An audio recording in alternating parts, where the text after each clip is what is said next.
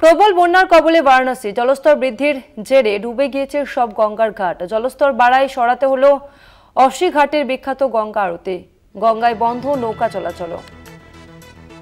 প্রবল বন্যার কবলে বারাণসী, সমস্ত গঙ্গার ঘাট জলের তলায়। জলস্তর বৃদ্ধির জেরে ডুবে গিয়েছে সবকটি গঙ্গার ঘাট। সরাতে হলো অসি ঘাটের বিখ্যাত গঙ্গা আরতি। গঙ্গায় বন্ধ নৌকো চলাচল। আমরা বিস্তারিত জানবো নিউজ রুম থেকে। সরাসরি রয়েছে আমাদের প্রতিনিধি দুর্গাদাস বন্দ্যোপাধ্যায়। দুর্গাদাস, বারাণসীর কি পরিস্থিতি এই মুহূর্তে? দেখো, বেশ কিছুদিন ধরে যে পরিমাণে বৃষ্টি হচ্ছে ভারতবর্ষের বিভিন্ন অঞ্চলে, উত্তরপ্রদেশেও এই জলস্তর যেভাবে বৃদ্ধি পেতে শুরু করেছে গঙ্গাতে, তার জেরে ইতিমধ্যেই আমরা দেখতে পাচ্ছি যে বারাণসীতে অসিঘাট থেকে শুরু করে মণিকর্ণিকা ঘাট থেকে শুরু করে দশাশ্বমেধ ঘাট, বিভিন্ন ঘাটের যে জলস্তর, সেই জলস্তর অনেকটাই বেড়ে গিয়েছে এবং সেটা একটা ভয়াবহ আকার নিয়েছে। জলস্তর শুধু ঘাটগুলোতে বেড়ে গেছে বললে ভুল হবে। বারাণসীর বিস্তীর্ণ অঞ্চল ইতিমধ্যেই প্লাবিত হয়ে গেছে এবং সেখানে কিন্তু ইতিমধ্যেই বন্যা পরিস্থিতি যথেষ্ট ভয়াবহ হয়ে উঠছে, এমনটাই খবর পাওয়া গেছে। এবং সবথেকে বড় কথা, এর জেরে বারাণসীতে অসিঘাটের যে আন্তর্জাতিক মানের গঙ্গা আরতি, সেটিও গঙ্গার ধারে বন্ধ হয়ে গেছে। এই অসিঘাট সংলগ্ন গলির ভিতরে এই গঙ্গার আরতির করা হচ্ছে। ফলে সব মিলিয়ে দেখা গেছে যে নমামি গঙ্গের নামে ঢাক ঢোল পিটিয়ে এই উত্তরপ্রদেশের সরকার গঙ্গা সংস্কার, গঙ্গাকে শুদ্ধকরণ থেকে শুরু করে বিভিন্ন কথা বলে গেল। তারপরে এই ধরনের অতিবৃষ্টি বা বৃষ্টির জেরে যেভাবে ভয়াবহ আকার নিতে চলেছে বন্যার পরিস্থিতি, অন্তত এই সমগ্র বারাণসী জুড়ে, তা নিয়ে কিন্তু মানুষের মনে প্রশ্ন উঠছে সোয়ারেজ সিস্টেম নিয়েও। অতএব বারাণসীতে শুধুমাত্র গঙ্গার জলস্তর বেড়েছে বলে সেখানে যে এই বন্যা পরিস্থিতির সৃষ্টি হয়েছে এমনটা নয়। বারাণসীর বিস্তীর্ণ অঞ্চলের সোয়ারেজ সিস্টেমটাও যে ভেঙে পড়েছে সেটাও খবর কিন্তু উঠে আসছে।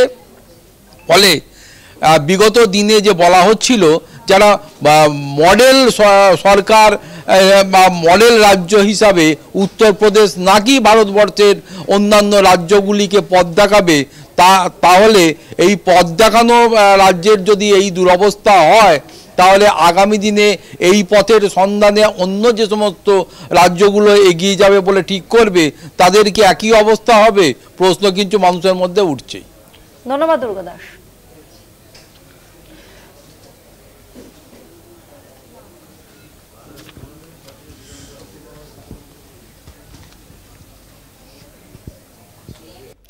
অন্যদিকে প্রবল বর্ষণের জেরে বন্যার কবলে হিমাচল প্রদেশ। কুলু জেলায় মালানা নদীর প্রবল স্রোতে ভেঙে গেল শোলে ব্রিজ। জীবনের ঝুঁকি নিয়ে গাছের গুঁড়ির উপর স্কুলের পথে পড়ুয়ারা। মালানা নদীর স্রোতে ক্ষতিগ্রস্ত হাইড্রো পাওয়ার প্রজেক্ট। আবার আমরা বিস্তারিত জানবো। আমাদের সঙ্গে ফোন লাইন নিউজ রুম থেকে সরাসরি আবার রয়েছে আমাদের প্রতিনিধি দুর্গাদাস বন্দ্যোপাধ্যায়। দুর্গাদাস, বিস্তারিত জানাও। পাশাপাশি উত্তরাখণ্ড থেকে শুরু করে হিমাচল প্রদেশের বিস্তীর্ণ অঞ্চলে যে বৃষ্টিপাত বিগত বেশ কয়েকদিন ধরে হচ্ছে, তার জেরে একের পর এক রাজ্য কিন্তু এফেক্টেড। অনুরূপভাবে আমরা দেখতে পাচ্ছি যে হিমাচল প্রদেশও তার ব্যতিক্রম নয়। হিমাচল প্রদেশের কুলু অন্যতম একটা সুন্দর সাজানো শহর গ্রাম, মানালি সংলগ্ন। এবং এই কুলুতে যেভাবে বৃষ্টিপাত হয়েছে এবং তার জেরে কুলুর অন্যতম প্রধান মালানা নদী যেভাবে তাতে জলস্তর বৃদ্ধি পেয়েছে এবং স্রোত বৃদ্ধি পেয়েছে, তাতে ইতিমধ্যেই এই মালানা ব্রিজের ওপর মালানা নদীর ওপর অবস্থিত শোলে ব্রিজ, সেটি কিন্তু ভেঙে গিয়েছে। ফলে এই কুলুর বিভিন্ন সংলগ্ন গ্রামাঞ্চল, কুলুর মূল যে জায়গা, সেখান থেকে বিচ্ছিন্ন হয়ে পড়েছে এবং দূর দূরান্ত গ্রামের দেখা যাচ্ছে সেই ছবি উঠে এসছে, যা মানুষকে শিহরিত করবে যে সেই সমস্ত গ্রামের যে সমস্ত শিশুরা যারা স্কুল পড়ুয়া, তারা স্কুলে যাওয়ার জন্যে সেই বিকল্প হিসাবে পাহাড়ি গাছ সেখানে নদীর ওপর পড়ে আছে, সেই গাছের ওপর দিয়ে তারা হেঁটে যাচ্ছে। যে কোনো সময় যদি পা ফসকে তারা নিচে ওই স্রোতের জলস্রোতে পড়ে তাহলে তাদেরকে খুঁজেই পাওয়া যাবে না, প্রাণহানির আশঙ্কা প্রায় 100%। তা সত্ত্বেও কিন্তু তারা যেভাবে জীবনের ঝুঁকি নিয়ে যাতায়াত করছে, তাতে করে যদি অতি দ্রুত এই শোলে ব্রিজের সংস্কার না করা হয় বা তা নির্মাণের প্রক্রিয়া চালু না করা হয়, তাহলে আগামী দিনে প্রাণহানির যে সম্ভাবনা থেকেই যাচ্ছে তা কিন্তু বলাই যায়। এবং সবথেকে বড় কথা, হিমাচল প্রদেশে বর্তমানে যে কংগ্রেসের নেতৃত্বাধীন সরকার রয়েছে, তারা পার্লামেন্টে তাদের নেতারা সরকার পক্ষকে যতই আক্রমণ করুক বা বিভিন্ন ধরনের উন্নয়ন অনুন্নয়নের কথা তুলে নিয়ে আসুক, তারা নিজেরাও যে একই পথের প্রতীক তা আবার দেখা যাচ্ছে এই কুলু অঞ্চলের এই দুরবস্থা দেখে। ফলে এই যে ভয়াবহ বন্যার আকার ধারণ করেছে এই কুলু থেকে সমগ্র অঞ্চলে, এবং সবথেকে বড় কথা মালানা 1 হাইড্রো পাওয়ার প্রজেক্ট সেটাও কিন্তু এই জলস্রোতে ভেঙে পড়েছে এবং বিকল হয়ে গেছে, প্রজেক্ট ক্ষতিগ্রস্ত হয়েছে। ফলে আরও দ্রুত সম্ভব এর একটা ব্যবস্থা নেওয়া উচিত হিমাচল প্রদেশ সরকারের, এবং যুদ্ধকালীন তৎপরতায় এই পুরো বিষয়টাকে দেখে মানুষের পাশে যাতে তারা ন্যূনতম সাহায্য প্রায় ত্রাণ পায়, এগুলো যদি না পৌঁছানো হয়, খাদ্যদ্রব্য ওষুধ মেডিসিন এইসব যদি না পৌঁছানো হয়, তাহলে কিন্তু মানুষ এই আতঙ্কগ্রস্ত যেটা হতে শুরু করেছে, আগামী দিনে এরা আতঙ্কগ্রস্তই হয়ে পড়বে। এটা কিন্তু সরকার দেখা উচিত। দুর্গা দাস, তুমি আমাদের সঙ্গে থাকো।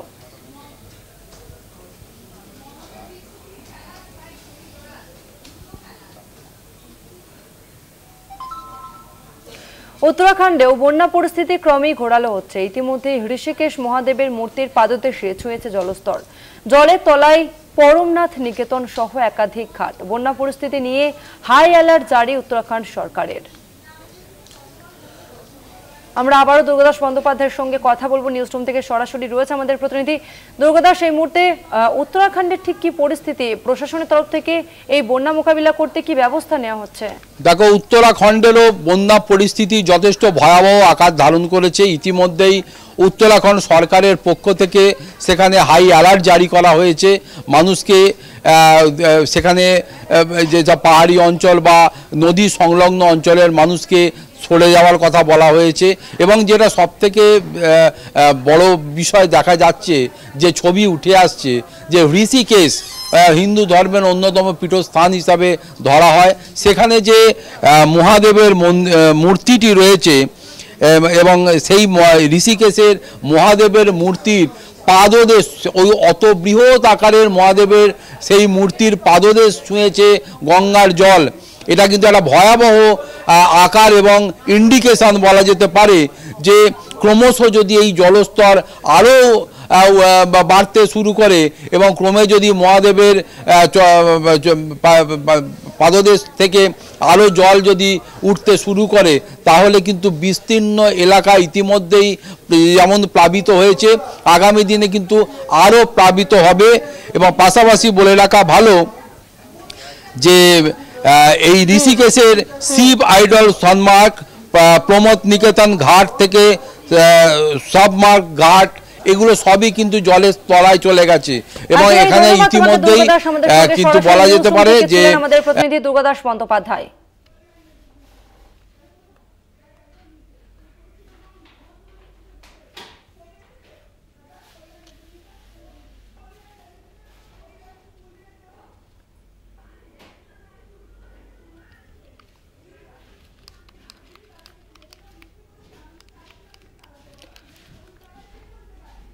বন্যা পরিস্থিতি নিয়ে হাই অ্যালার্ট জারি উত্তরাখণ্ড। অন্যদিকে বারাণসীতেও বন্যা পরিস্থিতি আরো ভয়াবহ রূপ নিচ্ছে। গঙ্গার একাধিক ঘাটগুলি ইতিমধ্যেই জলের তলায়।